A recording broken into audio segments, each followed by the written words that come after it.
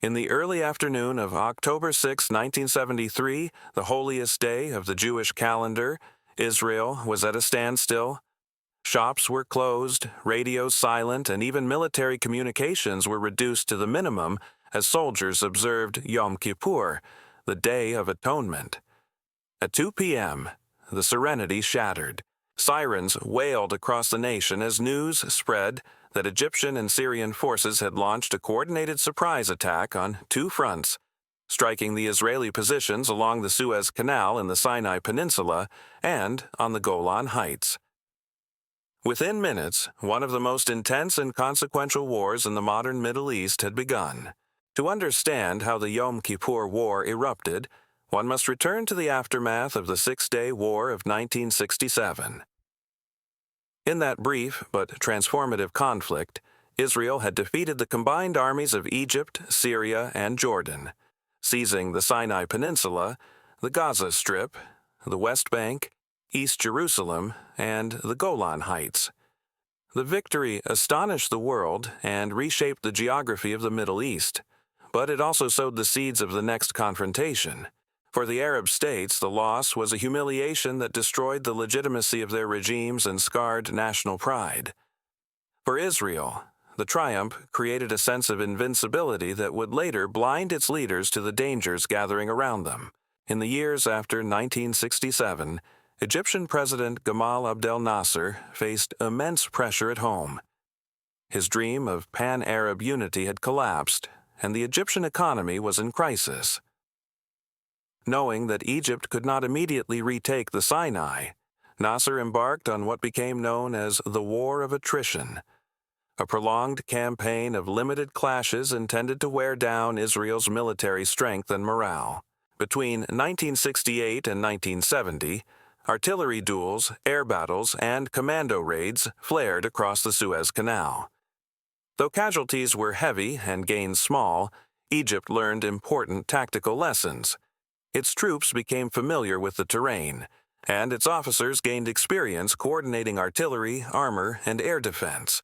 When Nasser died in 1970, his successor, Anwar Sadat, inherited both the burden of defeat and a restless population demanding action.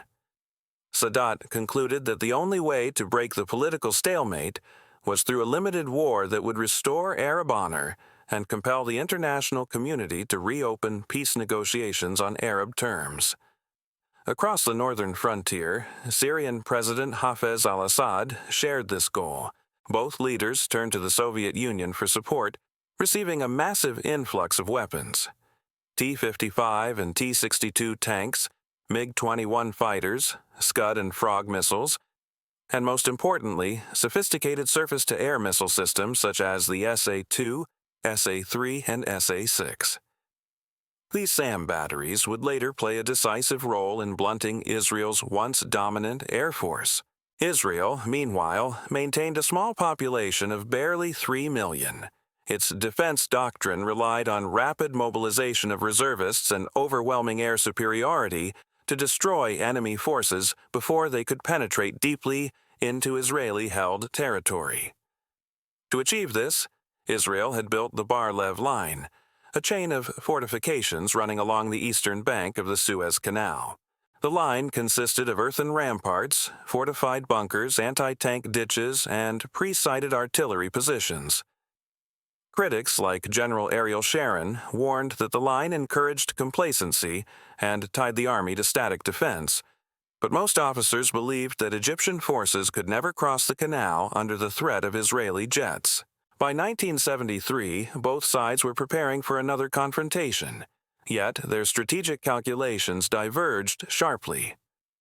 Sadat knew Egypt could not defeat Israel in a total war.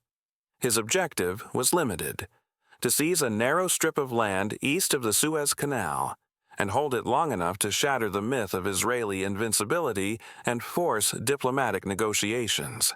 Assad, more ambitious, hoped to reclaim all of the Golan Heights, which overlooked northern Israel and had been a symbol of Syrian humiliation since 1967. Both leaders coordinated their plans but kept the circle of knowledge small to preserve secrecy. In the months leading up to October 1973, Israel received numerous warnings. Intelligence officers observed unusual Egyptian and Syrian troop movements and the evacuation of Soviet advisors from Arab capitals. Jordan's King Hussein, anxious to avoid another disaster, secretly flew to Tel Aviv on September 25 to warn Prime Minister Golda Meir that an attack was imminent. Yet the Israeli High Command dismissed these reports. Their analysts adhered rigidly to what was known as the concept, the belief that Egypt would not wage war without first acquiring long-range bombers capable of challenging the Israeli Air Force, and that Syria would not act without Egypt. Because neither condition seemed to exist, they assumed war was unlikely. On the morning of October 5th, a Mossad informant in Cairo, Ashraf Marwan, the son-in-law of the late Nasser, sent an urgent message confirming that an Arab offensive would begin the next day. Even then, Israel hesitated. Mobilization of reserves would paralyze the economy and signal aggression to Washington. Mayor and Defense Minister Moshe Dayan decided to wait, convinced that Israel could handle any limited attack. That decision would nearly cost the nation its existence. At exactly 2 o'clock on October 6, 1973, 140 Egyptian aircraft roared across the Suez Canal, striking Israeli command posts, radar sites, and artillery batteries. Simultaneously, 4,000 Egyptian commandos paddled rubber boats toward the eastern bank, while a massive artillery barrage, over 10,000 shells in 10 minutes, blanketed the Israeli fortifications. Using high-pressure water pumps, Egyptian engineers carved passages through the sand embankments of the Bar-Lev line, allowing tanks and armored vehicles to cross on pontoon bridges. By sunset, more than 30,000 Egyptian soldiers were fighting on the East Bank. In the north, the Syrian army opened its own offensive with 3 infantry divisions and 2 armored divisions, supported by hundreds of artillery pieces and surface-to-surface missiles. The defenders on the Golan Heights, barely 180 Israeli tanks and 12,000 men, faced an onslaught of over 1,000 Syrian tanks. The odds were nearly 10 to 1. Israeli units fought desperately from hill to hill, often firing at targets only a few hundred meters away. Communication lines were jammed, and many units were overrun. One Israeli officer later recalled, "We were alone, completely surrounded. We had to choose which tank to destroy first, the one crossing the ditch or the one firing at our flank. By nightfall, the situation was catastrophic. The Bar-Lev line had collapsed in several sectors, and the southern Israeli command had lost contact with most forward positions. In the Golan, Syrian tanks advanced toward the Jordan River Valley. Golda Meir and her ministers gathered in emergency session. Reports suggested that Tel Aviv itself might be within artillery range within days. Some officials even mentioned the possibility of nuclear demonstration strikes if the front could not be stabilized. Meir rejected the proposal, but authorized full mobilization of the reserves. Throughout the night, tens of thousands of reservists streamed toward the front. Highways filled with convoys of buses and jeeps, while civilians lined the roads to hand out food and water. For the first time since Israel's founding, the people feared not victory, but annihilation. By dawn on October 7, 1973, Israel's armed forces were fully mobilizing, but the situation on both fronts remained desperate. The Army's rapid reaction doctrine depended on buying time through a thin screen of regular troops while the reserve formations assembled and deployed. Now, those frontline defenders were either dead, captured, or cut off. The Bar-Lev line, once advertised as an impenetrable wall, had fallen within hours.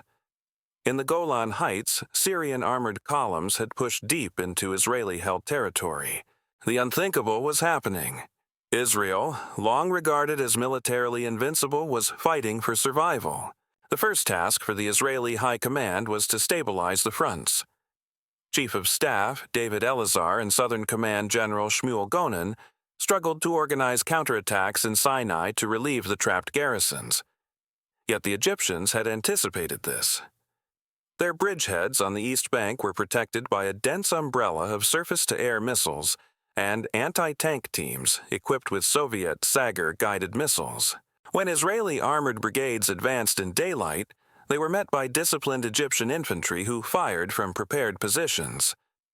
The Sagers, small and wire-guided, proved deadly. One by one, Israeli tanks burst into flames. In a single day of fighting, Israel lost more than 200 tanks in Sinai. Pilots who tried to support the ground forces found themselves hunted by the SAM network. Between October 6 and 7, the Israeli Air Force lost at least 30 aircraft to missiles and anti-aircraft guns. For the first time since 1967, Israeli air superiority was broken. The airmen realized that the Arab armies had transformed since the previous war. The old tactics of flying low and attacking columns at will no longer worked. On the Golan front, the situation was equally grim. The Syrian army, fighting under cover of darkness, exploited its advantage in night vision equipment. Israeli tank crews, lacking such devices, had to fight by the dim light of burning vehicles and artillery flashes. Colonel Avigdor Ben Gal's 7th Armored Brigade and Colonel Yitzhak Ben Shoham's 188th Brigade held defensive positions along narrow ridges, trading space for time. Each Israeli tank fought a dozen enemies. Ammunition ran low, and the wounded refused evacuation. Yet, despite terrible losses, the Israeli line did not break completely. The delay they achieved would prove decisive in the days to come. In Cairo and Damascus, the mood was triumphant.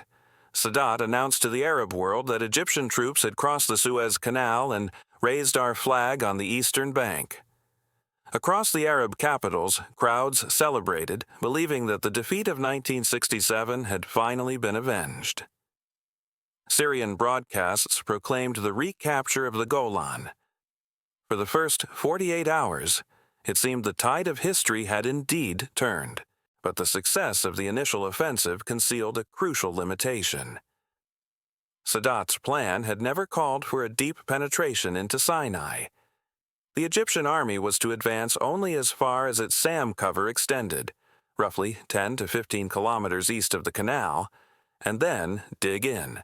When some commanders urged a push toward the Mitla and Gidi passes, Shazli, the Egyptian chief of staff, refused, warning that such an advance would expose the troops to Israeli air attacks once they left the missile umbrella.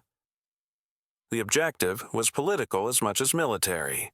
Demonstrate Arab strength, then negotiate from a position of honor. In Israel, however, the psychological effect of the surprise was devastating. Prime Minister Meir faced mounting pressure to authorize more aggressive actions. Defense Minister Dayan, who had once embodied Israeli confidence, fell into despair. Visiting the front lines, he told colleagues, "The Third Temple is in danger," referring to the survival of the state itself. Yet, as reserve divisions began arriving, the balance gradually shifted. Within 72 hours, Israel fielded nearly 200,000 men. On October 8th, the Israelis launched a hasty counteroffensive in Sinai. The plan, drawn up overnight, called for a massive armored thrust south of the Suez Bulge to cut off the Egyptian bridgeheads. It was a disaster. The attacking forces, poorly coordinated and without sufficient reconnaissance, drove straight into prepared ambushes. Egyptian Sagers and artillery tore through the advancing tanks. Entire battalions were destroyed in minutes. By evening, over 150 Israeli tanks were lost, and the commanders ordered a retreat. The defeat at the so-called Chinese Farm area shattered any illusions of an easy recovery. At the same time, the Syrian offensive in the north was losing momentum. Although Syrian forces had advanced almost to the Jordan River, they suffered enormous casualties under the constant pounding of Israeli artillery and airstrikes. By October 9th, fresh Israeli reserve divisions under General Dan Lanier and Brigadier Raphael Eitan arrived on the Golan. They launched a fierce counterattack, pushing the Syrians back toward their original lines, the valley known as Emek Habacha, the Valley of Tears. became the site of one of the largest tank battles since World War II. Over the course of 3 days, fewer than 100 Israeli tanks fought off more than 500 Syrian vehicles. When the smoke cleared, the ground was littered with wreckage, and the Syrians were in full retreat. The turning point had begun. Israel regained control of the Golan by October 10th and began advancing into Syrian territory toward the city of Quneitra. For the first time, the initiative had shifted. In Damascus, Assad demanded urgent Soviet assistance, while in Cairo, Sadat faced a dilemma. The Egyptians had achieved their limited objective, but now their Syrian ally was collapsing.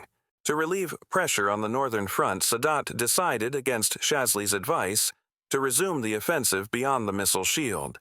It would prove a fatal error. The following days exposed the different characters of the two fronts.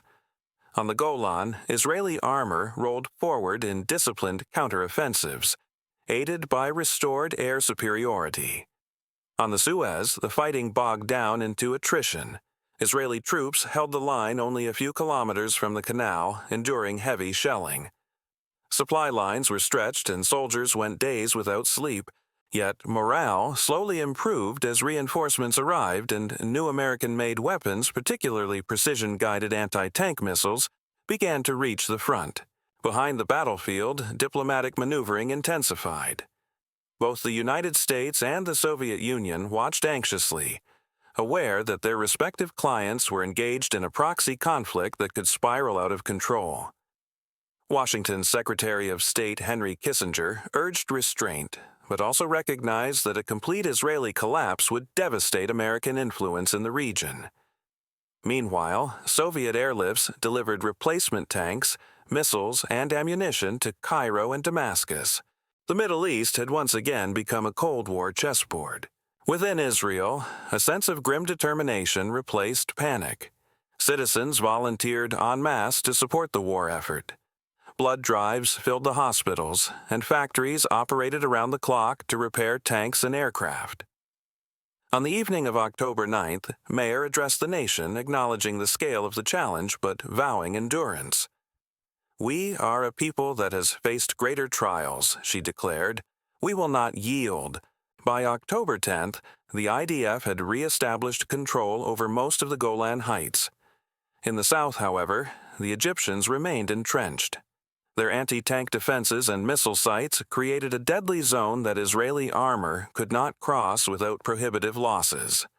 The front lines froze in a stalemate. Both sides began to prepare for the next phase, a contest of will, resources, and strategy that would determine the fate of the entire war. By the second week of October 1973, the Yom Kippur War had entered a critical phase. On both fronts, the initial Arab momentum was slowing. The surprise that had given Egypt and Syria their early advantage was gone. Israeli reserves were now fully mobilized, and the Israel Defense Forces began to exploit their superior logistics, training, and command flexibility. Yet even as the military tide started to turn, the political stakes grew higher. The United States and the Soviet Union were watching closely, each fearing that the other might gain dominance in the Middle East. The regional war was becoming a global crisis. In the north, the Syrian army was retreating under relentless Israeli pressure. By October 11th, Israeli armored brigades had crossed the pre-1967 ceasefire line and were advancing toward the outskirts of Damascus. Israeli jets bombed supply depots and power stations, striking within 20 kilometers of the Syrian capital. The psychological effect was devastating. For the first time, Damascus itself was under direct threat. President Assad appealed to Moscow for urgent support, warning that without help, Syria might collapse. The Soviet response was immediate. A massive airlift began, ferrying tanks, artillery, and surface-to-air missiles to both Syria and Egypt. In Washington, this development alarmed President Richard Nixon and his national security advisor, Henry Kissinger. The United States had already been caught off guard by the scale of the Arab offensive, and American credibility in the region was at risk. Israel, once considered the dominant power, was requesting emergency resupply. At first, the Pentagon hesitated. Some officials, including Secretary of Defense James Schlesinger, argued that Israel's needs were exaggerated and that overt American intervention might provoke Soviet escalation. But as the extent of Israeli losses became clear, hundreds of tanks destroyed, aircraft depleted, and ammunition stocks dangerously low, Nixon approved a full-scale airlift operation codenamed Nickel Grass. On October 13th, giant C-5 Galaxy and C-141 transport planes began flying around the clock from U.S. bases to Israel, carrying tanks, shells, aircraft parts, and precision weapons. It was the largest and fastest airlift since the Berlin airlift of 1948. The influx of material revitalized the Israeli army. General Moshe Dayan, who days earlier had spoken of despair, now regained confidence. "We have the tools," he reportedly said. "Now we will finish the job." The focus of Israeli planning shifted from defense to counterattack. In the Sinai, General Chaim Bar-Lev replaced Shmuel Gonen as Southern commander. Working with Major General Ariel Sharon and General Avraham Adan, Bar-Lev devised a bold plan. Find a weak point between the Egyptian 2nd and 3rd Armies, cross the Suez Canal, and encircle the enemy from behind. Intelligence identified a gap near the Great Bitter Lake, where Egyptian coordination was poor and air defenses were less concentrated. The operation would require deception, speed, and a precise combination of armor, artillery, and airborne troops. On October 14th, events played into Israel's hands. Pressured by Syria's predicament and by political advisors in Cairo, President Sadat ordered a renewed Egyptian offensive beyond the SAM umbrella, against the strong objections of his chief of staff, Saad el-Shazli. The result was catastrophic. As Egyptian tank brigades advanced toward the Mitla and Gidi passes, they were met by devastating Israeli air and ground fire. American-supplied anti-tank missiles and concentrated artillery destroyed more than 250 Egyptian tanks in a single day. The attack collapsed, leaving a dangerous gap in the Egyptian front line. That night, the Israelis struck. Sharon's division launched diversionary artillery barrages along the entire front while small units probed for weak spots. In the darkness, reconnaissance teams crossed the canal in rubber boats and established a bridgehead near Deversoir, north of the Bitter Lake. Paratroopers followed, then tanks on floating pontoons. By dawn on October 16th, the Israelis were on the west bank of the Suez Canal, the Egyptian side. It was a stunning reversal. The crossing was not without fierce resistance. Around the so-called Chinese Farm, an agricultural research station, Egyptian forces fought tenaciously to seal off the breach. The fighting was among the bloodiest of the war, conducted at close range amid irrigation ditches and burning vehicles. Israeli tank crews advanced through smoke and confusion, often unable to distinguish friend from foe. But gradually, the Israeli momentum proved irresistible. Reinforcements poured across makeshift bridges as engineers worked under fire. Within 48 hours, Sharon's troops had widened the bridgehead and begun striking deep into Egypt's rear areas, destroying SAM batteries and command centers. At first, Egyptian commanders dismissed the reports as exaggerated. They believed the Israeli incursion was merely a raid to boost morale. But as radio silence spread among units in the Canal Zone and Soviet satellite intelligence confirmed major Israeli movements on the West Bank, the scale of the danger became clear. The Israeli armor had already cut through the logistical arteries linking the 2nd and 3rd Armies. By October 19th, Israeli forces were racing south towards Suez City, effectively trapping 20,000 Egyptian soldiers east of the canal. In Cairo, panic began to spread. President Sadat summoned his generals for emergency consultations. Chief of Staff Shazli urged an immediate withdrawal of the eastern forces to avoid encirclement, but Sadat refused. He feared that retreating across the canal would destroy Egypt's image of victory and its bargaining position. Instead, he dismissed Shazli and appointed General Abdelghani Ghamisi as his replacement. Ghamisi tried to organize counterattacks to cut off the Israeli bridgehead, but the efforts failed under relentless air and artillery strikes. Egyptian diaries from those days reveal the despair in the ranks. One soldier wrote, "Every time a shell explodes, I want to explode with it. God preserve us. War is the dirtiest word I know." On the northern front, Israel continued advancing into Syria. By October 20th, its forces held territory only 40 kilometers from Damascus.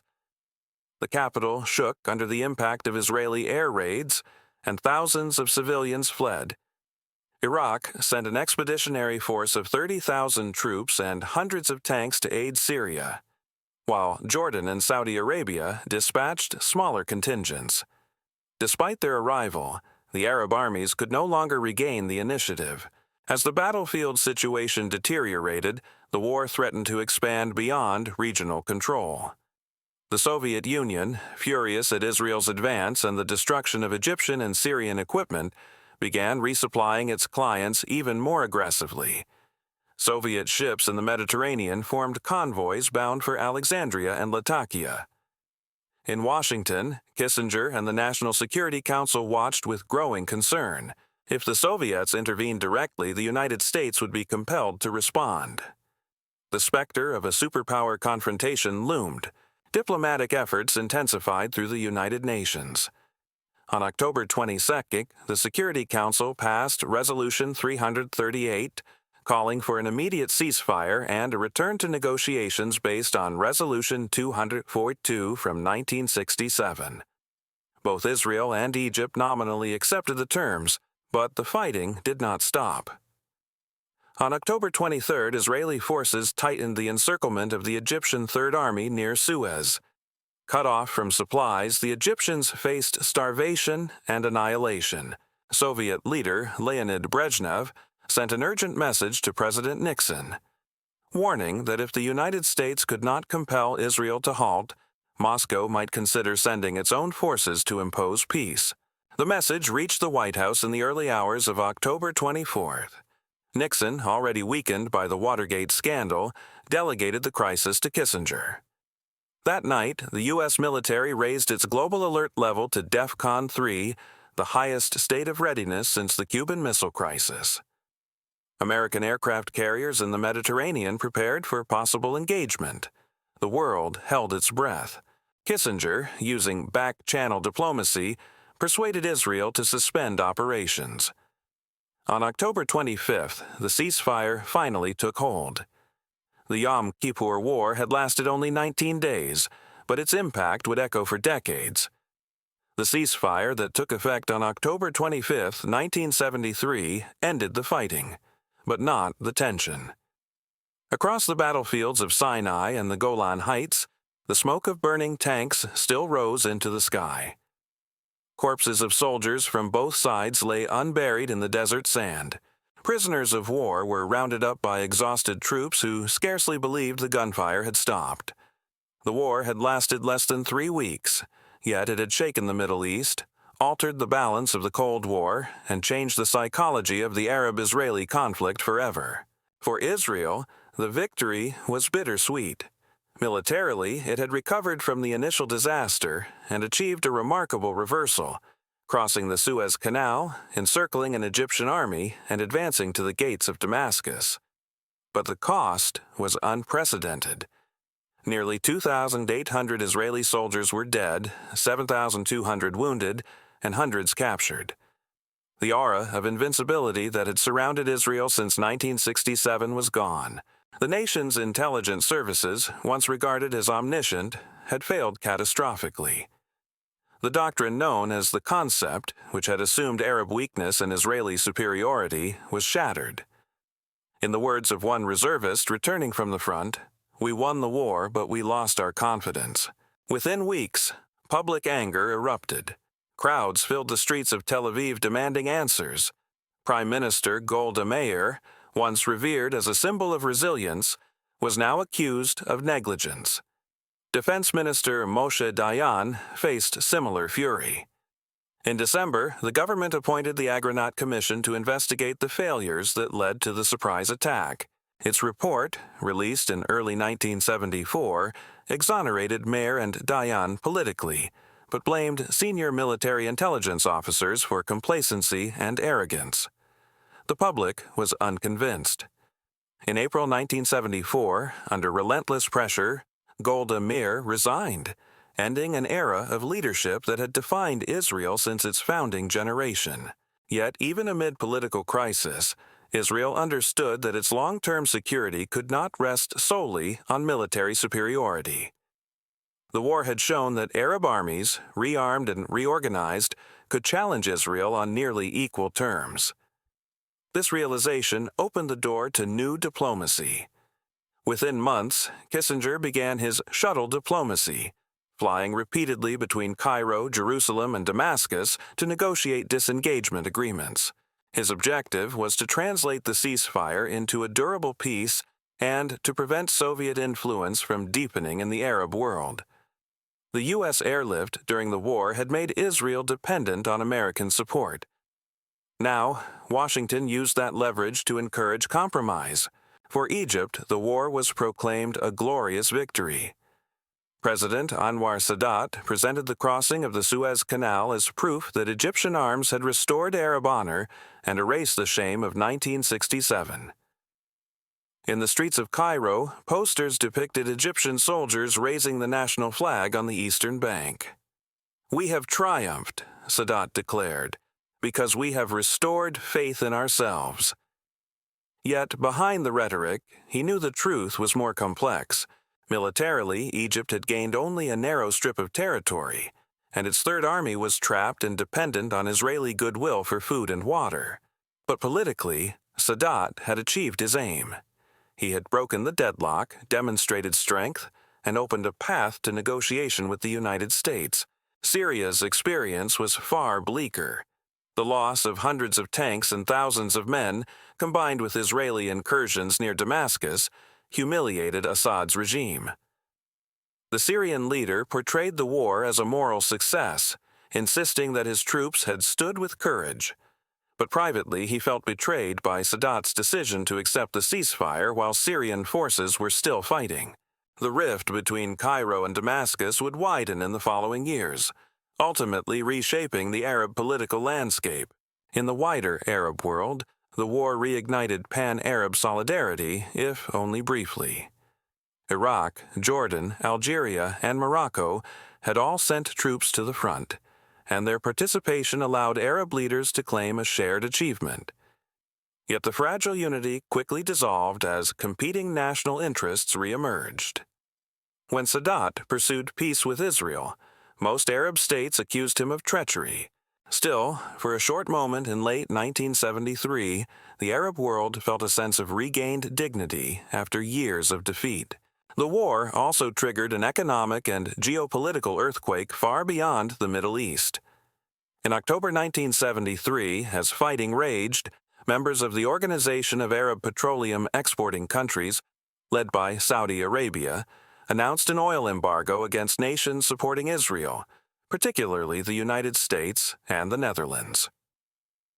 Oil production was cut and prices quadrupled within months. The embargo exposed the vulnerability of industrial economies to Middle Eastern energy politics. Long lines formed at gas stations across America and Europe, inflation soared, and a global recession followed. The oil weapon had entered the lexicon of international power. For the Soviet Union, the Yom Kippur War was both a test and a humiliation. The Kremlin had invested heavily in arming Egypt and Syria, supplying them with billions of dollars worth of equipment. At first, Soviet leaders rejoiced at the Arab success, but Israel's comeback, fueled by U.S. resupply and superior tactics, revealed the limitations of Soviet training and hardware. In the final days of the war, as Israeli tanks advanced on Cairo, Moscow faced the uncomfortable choice of watching its allies collapse or risking confrontation with the United States. Brezhnev's threat to intervene and Nixon's DEFCON 3 alert brought the world perilously close to direct superpower conflict. Both sides stepped back, but trust between them suffered. The détente of the early 1970s would never fully recover. On the battlefield itself, the cost in human lives was staggering. Estimates vary, but roughly 15,000 Egyptian soldiers, 3,500 Syrians, and 2,800 Israelis were killed, along with thousands more wounded or missing. Civilians in border areas suffered from shelling and displacement. In villages along the Golan and the Canal Zone, families returned to find their homes in ruins. The war's brutality left deep scars on a generation of Arabs and Israelis alike. Many veterans struggled with trauma, haunted by the sight of friends burned alive in tanks or lost in desert ambushes. The Yom Kippur War was not only a clash of armies, it was a crucible of identity, faith, and survival. In strategic terms, the war changed everything. Before 1973, Israel had believed that overwhelming military dominance guaranteed peace. Afterward, it realized that deterrence alone could not bring stability. Egypt learned that bold leadership combined with limited achievable objectives could transform the diplomatic landscape. The United States emerged as the indispensable mediator, while the Soviet Union's influence gradually waned. The Middle East had entered a new era, one defined less by ideology and more by pragmatic politics. The following years confirmed this transformation.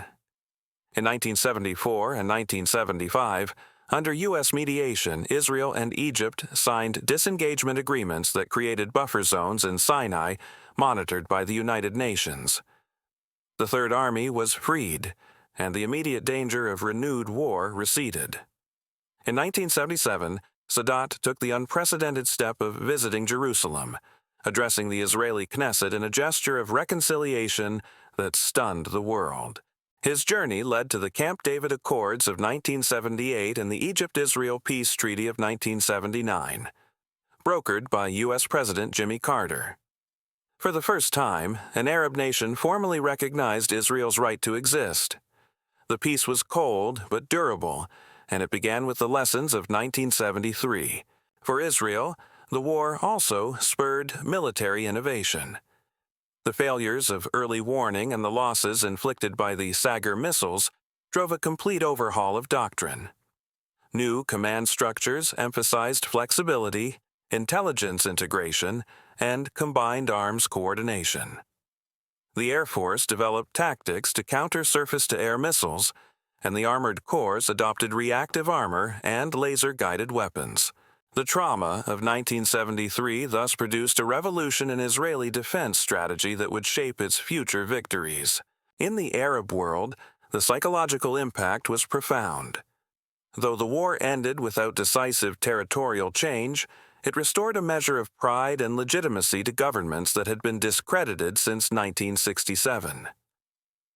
Sadat's success in forcing negotiations inspired a generation of Arab leaders to seek diplomatic rather than purely military solutions.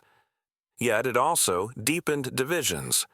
While Egypt moved toward peace, others like Syria and Iraq denounced compromise as betrayal. The Palestinian question remained unresolved, continuing to fuel conflict for decades. Internationally, the Yom Kippur War transformed the global balance of power. The oil crisis shifted economic influence toward OPEC states, giving the Middle East unprecedented leverage in world affairs. The United States recognized that maintaining stability in the region was now a strategic necessity, both for energy security and for preventing Soviet resurgence. American military aid to Israel became institutionalized, ensuring that no future war would find Israel unprepared. Meanwhile, Europe began rethinking its relationship with the Arab world, seeking neutrality and dialogue to avoid another oil embargo. The war's legacy also reached into the human conscience. In Israel, a new generation of writers, filmmakers, and historians grappled with the moral and existential questions raised by the conflict. Works like Amos Oz's essays and films, such as Kippur, explored the trauma, confusion, and loss of faith that followed. In Egypt, novels and memoirs by soldiers and civilians alike captured the pride and pain of October 1973. portraying it as both redemption and tragedy. Across the region, the war became a mirror reflecting the limits of power and the price of pride. Anwar Sadat would not live to see the long-term fruits of his gamble. In October 1981, 8 years after the war, he was assassinated by Islamist extremists during a military parade, killed by men who saw peace with Israel as treason. Yet his decision to fight and then negotiate changed the course of Middle Eastern history. By forcing the world to take Arab grievances seriously and by opening the path to diplomacy, he transformed Egypt from a defeated state into a political actor once again. His gamble also saved his country from another generation of ruinous wars. In retrospect, the Yom Kippur War stands as a paradox, a war of failure and success, of despair and renewal. It began in shock and blood, but ended in negotiation and uneasy peace. It showed that even the most entrenched enemies could recognize the futility of endless conflict. The images of Egyptian soldiers crossing the canal and Israeli paratroopers advancing through the desert are now part of a shared memory of courage and loss that binds both sides to a common history. 50 years later, historians still debate the war's meaning. Some call it the last conventional Arab-Israeli war. Others see it as the first modern Middle Eastern conflict shaped by technology, global politics, and the media. What is certain is that October 1973 marked the end of one era and the beginning of another. The Middle East, long trapped between ideology and empire, had entered the age of strategic realism. The lessons of Yom Kippur, that intelligence can fail, that pride can blind, and that peace sometimes demands the courage to fight first, remain painfully relevant. The deserts of Sinai and the hills of the Golan still bear the scars of those 19 days when the world held its breath. For the men and women who lived through it, the war was not just history, it was memory, sacrifice, and the echo of prayers whispered on Yom Kippur, when faith and fire met on the battlefield. And though decades have passed, the story of 1973 endures as a reminder that in the Middle East, as in all of history, redemption often rises from the ashes of war.